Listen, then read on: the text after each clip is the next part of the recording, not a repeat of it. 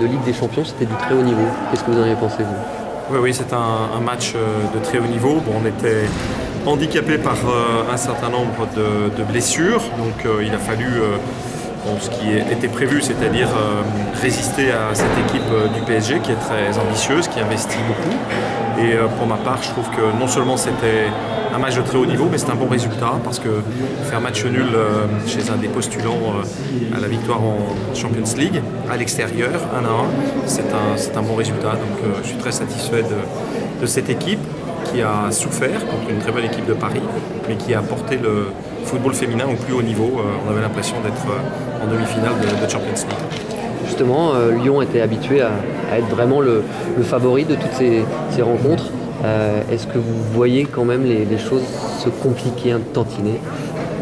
Je pense qu'il n'y a que dans l'esprit des journalistes ou des gens qui mettent beaucoup d'argent dans l'équipe féminine d'imaginer qu'on n'a pas vu que Paris Saint-Germain investissait beaucoup plus que nous pour avoir une équipe féminine. Donc l'écart s'était déjà réduit l'année dernière puisqu'il y avait eu ce match du Paris Saint-Germain à Lyon qui avait ébranlé un certain nombre de fondations. C'est vrai aussi que sur les deux matchs qui viennent de se dérouler, Lyon a su garder une certaine forme de suprématie, mais l'écart est très mince. Et je dirais c'est normal, c'est ce que j'en ai expliqué à notre équipe. On a joué contre une des meilleures équipes européennes et on a réussi à marquer un but à l'extérieur, ce qui en Champions League est tout à fait important. Donc non, je crois que l'écart est très mince.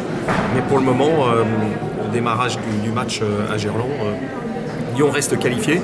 Ce serait une déception tellement immense pour le Paris Saint-Germain de ne pas aller à une deuxième année de suite au-delà du huitième de finale de Champions League, qu'il faut non seulement être averti de la difficulté, mais se donner les moyens de passer. Bon, c'est vrai que si Ada et Lota avaient converti les deux occasions très, très fortes, on se poserait moins de questions aujourd'hui, mais ceci étant, non, c'est vrai que c'est un très bon match et c'est vrai que le PSG est une très très bonne équipe aussi. Alors, l'Olympique Lyonnais aussi n'avait pas passé ce stade des huitièmes de finale la saison dernière. On sait que c'est un des véritables objectifs du club, cette Ligue des Champions. C'est pas envisageable de s'arrêter en huitième.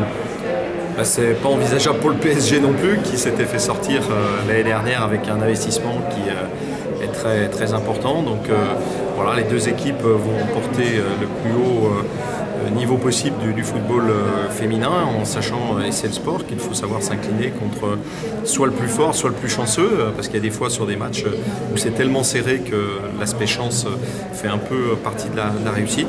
Non, moi je suis très fier de la partie de mes filles, là, de mon équipe féminine, qui a su, je vous dis, résister à une des meilleures équipes du PSG, des meilleures équipes européennes, à l'extérieur.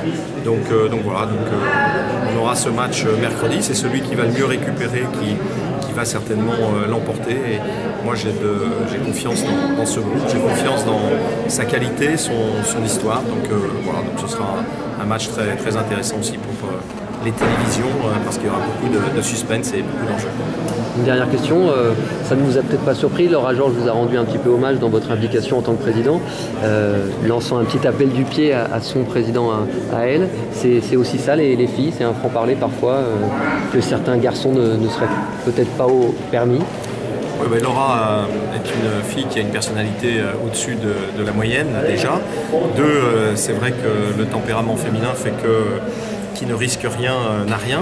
Et puis c'est vrai aussi que Nasser est tout à fait convaincu de l'intérêt du football féminin. Il était là d'ailleurs aujourd'hui, ce qui a mis une pression supplémentaire à Laura et ses collègues, parce que si malheureusement ça ne s'était pas bien passé pour le PSG, la faute n'aurait pas incombé à Nasser puisqu'il était là.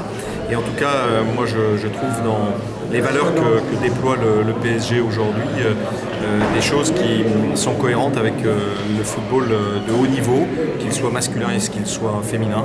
Et j'ai trouvé très bien que Nasser et Jean-Claude Blanc soient présents.